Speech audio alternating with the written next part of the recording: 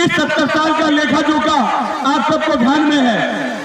किस प्रकार से तोलाबाजी से, कटमनी से आपका पैसा लूटा गया, आपका उद्योग बंद किया गया, आपका रोजगार छीना गया। दोस्तों, बंगाल कभी जाना चाहता था अपने उद्योग के कारण से, अपने व्यवसाय के कारण से, अपनी धरती के कारण से, अपने खेती के कारण से।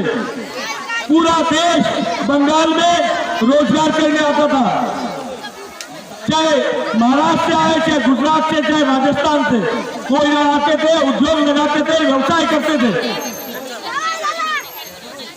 लेकिन ऐसा क्या हुआ 70 साल में? यहाँ का उद्योग बंद हो गया, यहाँ के कारखाने बंद हो गए, यहाँ की फैक्ट्री बंद हो गई और युवाओं का रोजगार छिन गया। आज बंगाल का युवा रोजगार को देखता है, बेरोजगारी से त्रस्त है, युवाओं को रोजगार नहीं मिलता है। 10 साल में तृणमूल के शासन में नौकरी के लिए यहाँ का युवा तरस गया। वो पिछले 10 साल से लगातार राइटर्स बिल्डिंग के बाहर धरना देता है नौकरी के लिए। एक नया नौकरी ये तृणमूल की सरकार ने नहीं दिया। महिला सुरक्षा की स्थिति तो आपको ध्यान है, बंगाल में महिलाएं सबसे ज्यादा सुरक्षित है, किसान बेहाल है। जब इस राज्य में न युवाओं को रोजगार है, युवा हैरान है, किसान परेशान है, महिला हलकान है, तो ऐसी सरकार का हमको क्या करना है? ऐसी सरकार को उखाड़ के फेंक देना चाहिए। ये तृणमूल की सरकार 10 साल में जब यहाँ सत्ता परिवर्तन करके आई थी 10 साल पहले, तो लोगों को आशा जगी थी कि बंगाल में जो चल रहा था, जो उद्योग बंद हो रहे थे, व्यापार बंद हो रहे थे, रोजगार खत्म हो रहा था, किसानों का हाल खराब था, उसमें सुधार होगा। लेकिन वो सुधार होने के बजाय और बिगाड़ होता गया। न युवाओं को रोजगार मिला, न किसानों को सम्मान मिला, न किसानों की चिंता हुई, न मछुआरों की चिंता हुई, न महिलाओं की सुरक्षा हुई। तो ऐसे शासन में यहाँ की जनता परेशान है, हैरान है। और वो सरकार जो केवल मात्र बातें करने के लिए जानी जाती है, केवल मात्र माफिया को संरक्षण देने के लिए जानी जाती है, कानून के लिए जानी जाती है, ऐसे लोगों को वो प्रेशर देती है, ऐसे लोगों को सुरक्षा देती है जो डब्बा घुमाते हैं, जो कटमनी लेते हैं, जो आपके हिस्से का पैसा तोलाबाजी से खा जाते हैं। तो ऐसा सुरक्षा देने वाले लोगों को बदलना जरूरी है, परिवर्तन करना जरूरी है।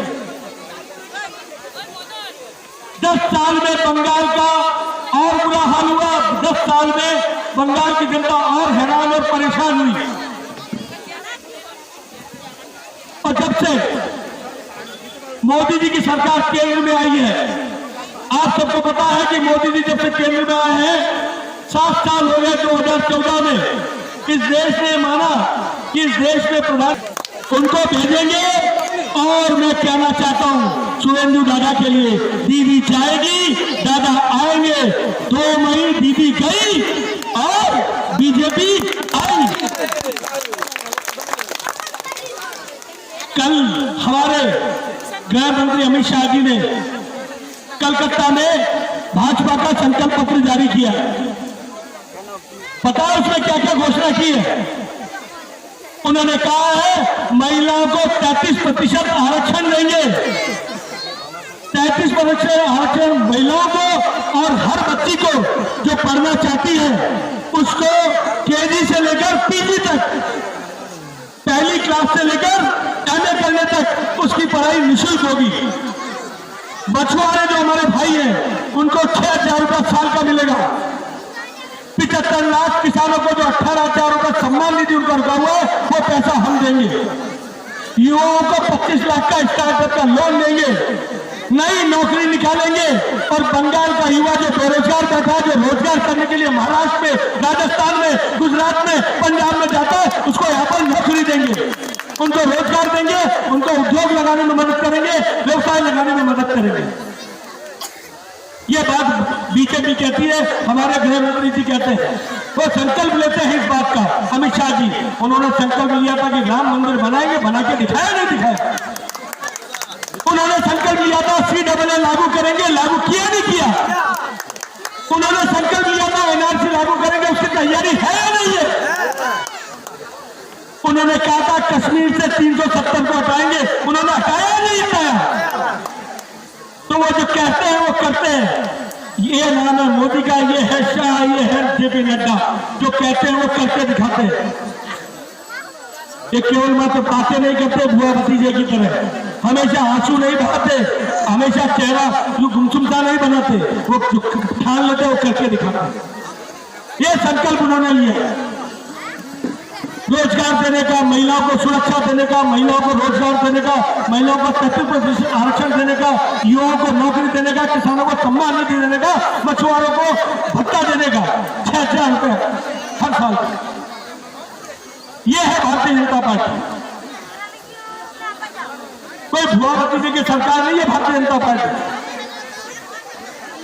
वहां पर आप जैसा सामान्य व्यक्ति कार्यकर्ता भी इस देश का प्रधानमंत्री बन सकता है, मोदी बन सकता है, चाय वाला जैसा प्रधानमंत्री बन सकता है, एक बूथ का कमेटी का अध्यक्ष गृह मंत्री बन सकता है, एक छोटा सा साधारण कार्यकर्ता राष्ट्रीय अध्यक्ष बन सकता है। यह है भारतीय जनता पार्टी।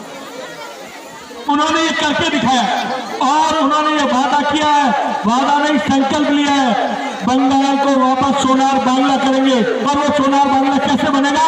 आप लोगों के वोट से, आप लोगों के समर्थन से। जिस प्रकार की लड़ाई बंगाल की जनता पिछले 10 साल से लड़ रही है, उस लड़ाई का परिणाम अब आने वाला है। उन्होंने हमको जिला पंचायत में, ग्राम पंचायत में रोक लिया होगा, लेकिन लोकसभा चुनाव में यहाँ की जनता ने जिस प्रकार का समर्थन दिया, मुझे लगता है ये जो विधानसभा का चुनाव आ रहा है, इस विधानसभा का चुनाव में बंगाल में भारतीय जनता पार्टी का कमल खिलेगा और तृणमूल का फूल खिलेगा। तृणमूल साफ होगी, भारतीय जनता पार्टी का परचम लहराएगा। क्योंकि आप लोगों की मेहनत के कारण से, जनता के समर्थन के कारण से जनता जाग गई है, वो परिवर्तन चाहती है। दीदी कह रही है खेला हो गए, खेला तो हो गए, लेकिन खेला होगा मेला में, रोजगार का मेला में, खेला होगा महिलाओं की सुरक्षा में, सुरक्षा मेला में, खेला होगा उद्योग लगाने में, उद्योगों का मेला में। ये खेला भारतीय जनता पार्टी करेगी। किसानों की चिंता करेगी, महिलाओं की चिंता करेगी, युवाओं की चिंता करेगी, उनके लिए रोजगार करेगी। हम बार बार बात करते हैं ऐसा क्यों होता है? अरे भारतीय जनता पार्टी विश्व की सबसे बड़ी पार्टी है और ये करके दिखाया। 7 साल में मोदी जी ने गरीब की चिंता की, गरीब की चिंता की, किसान की चिंता की, युवाओं की चिंता की, रोजगार की चिंता की, महिलाओं की चिंता की, सुरक्षा की बात की। और निश्चित रूप से बंगाल में मोदी जी के राज में, मोदी जी के नेतृत्व में यह भारतीय जनता पार्टी की सरकार बनेगी। शुभेंदु दादा जो हमारे यहाँ के प्रत्याशी हैं, वो चुनाव जीतेंगे और चुनाव जीत रहे हैं, क्योंकि पिछले 10 दिन से 12 दिन से मैं यहाँ पर नंदीग्राम में घूम रहा हूँ। जहाँ जाता हूँ क्या नारा मिलता है मुझे, मैं बोलता हूँ नंदीग्राम, तो उधर से आवाज आती है जय श्री राम, जय श्री राम, जय श्री राम। मैं अपनी वाणी को ये विराम दूंगा। आप सबको ये आग्रह करके आने वाला 1 तारीख को हम तृणमूल को फूल बनाएंगे और भारतीय जनता पार्टी का कमल का फूल खिलाएंगे और कमल का फूल खिला करके शुभेंदु दादा को विजयी बनाएंगे और इस बंगाल में भारतीय जनता पार्टी की सरकार बनवाएंगे। मैं आप सबसे आग्रह 1 तारीख 1 नंबर कमल का फूल शुभेंदु दादा को वोट दीजिएगा, उन्हें विजयी बनाइएगा, क्योंकि ये नंदीग्राम अद्वैत की बात करता है। नंदीग्राम जय श्री राम, जय श्री राम। मकान बनाने का पैसा आप तक नहीं पहुंचता है, शौचालय बनाने का पैसा वो आप तक नहीं पहुंचता है, लाइट का कनेक्शन का जो है वो आप तक नहीं पहुंचता है। क्यों नहीं पहुंचता है? किसान सम्मान निधि हर किसान को 6,000 रुपये महीना देंगे, उन्होंने घोषणा किया। 75 लाख किसान इस बंगाल में है, उन 75 लाख किसानों तक उनका 6,000 रुपये साल का नहीं पहुंचता है।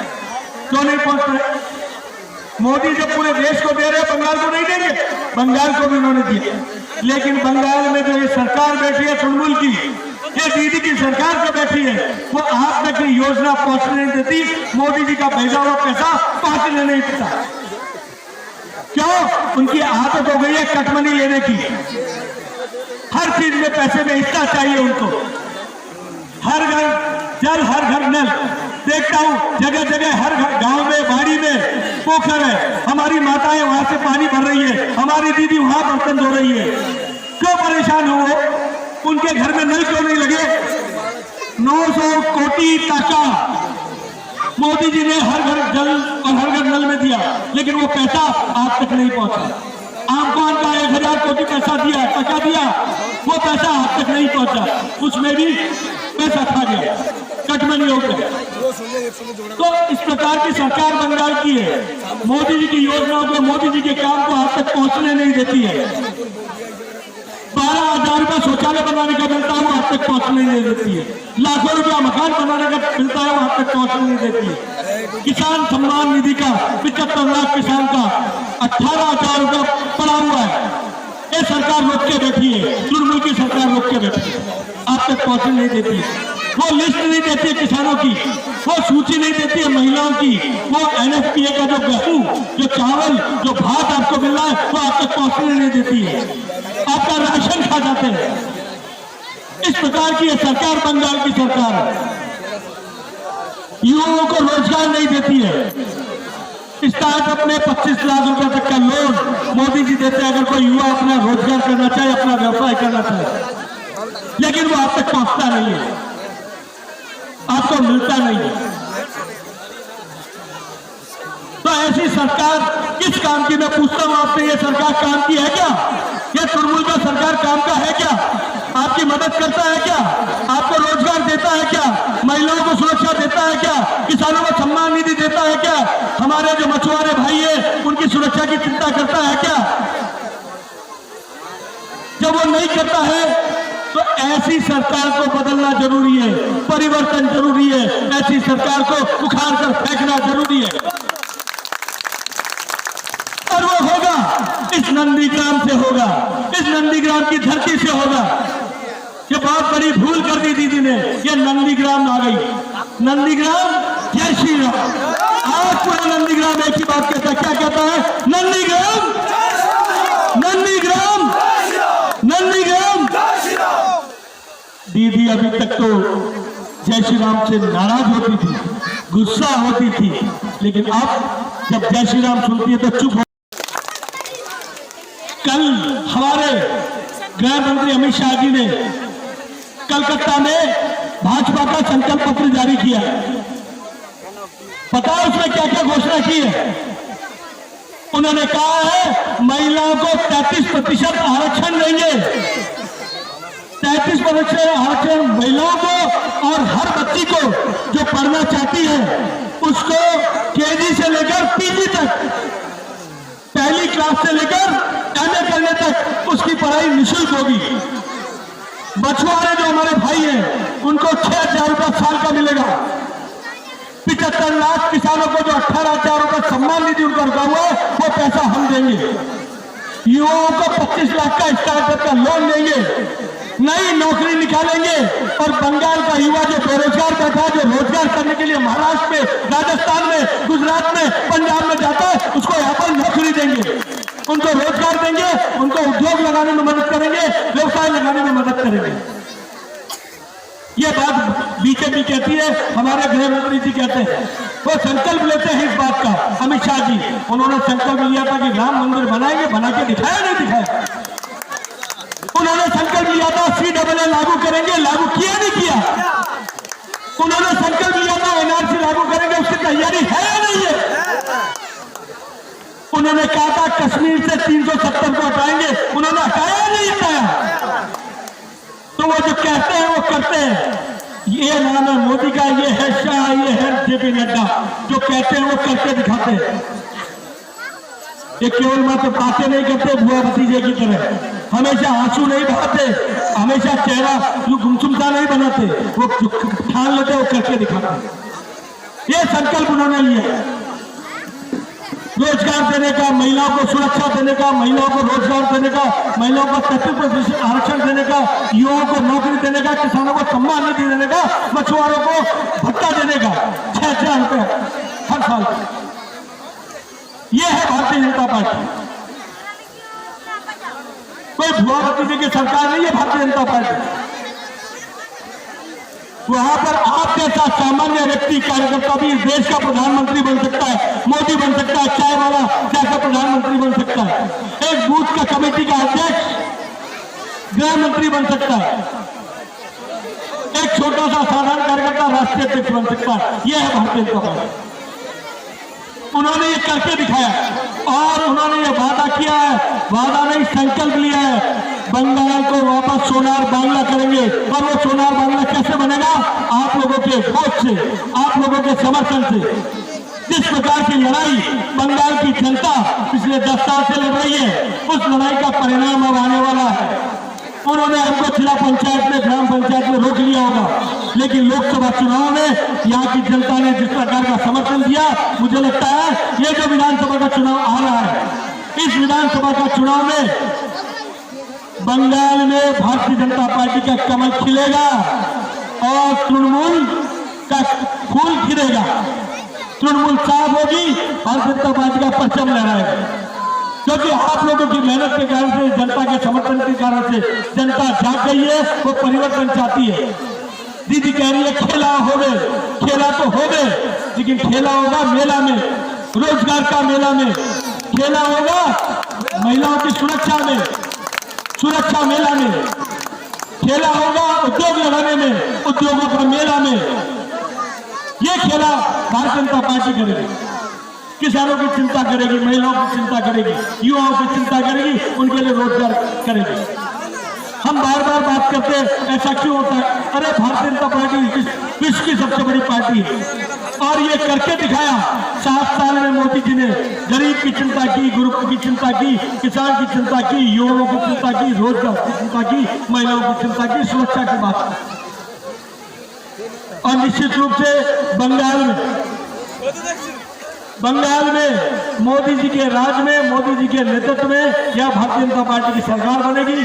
शुवेंदु दादा जो हमारे यहाँ के प्रत्याशी हैं, वो चुनाव जीतेंगे और चुनाव जीत रहे हैं, क्योंकि पिछले 10 दिन से 12 दिन से मैं यहाँ पर नंदीग्राम में घूम रहा हूँ। जहाँ चाहता हूँ मैं क्या नारा मिलता है मुझे, मैं बोलता हूँ नंदीग्राम, तो उधर से आवाज आती है जय श्री राम, जय श्री राम, जय श्री राम।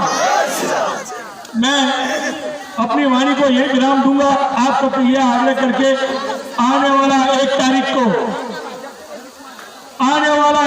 को हम तृणमूल को फूल बनाएंगे और भारतीय जनता पार्टी का कमल का फूल खिलाएंगे और कमल का फूल खिला करके शुवेंदु दादा को विजयी बनाएंगे और इस बंगाल में भारतीय जनता पार्टी की सरकार बनवाएंगे। मैं आप सबसे आग्रह 1 तारीख 1 नंबर कमल का फूल शुवेंदु दादा को वोट दीजिएगा, उन्हें विजयी बनाइएगा, क्योंकि ये नंदीग्राम अगले की बात कहता है। नंदीग्राम, जय श्री राम, जय श्री राम।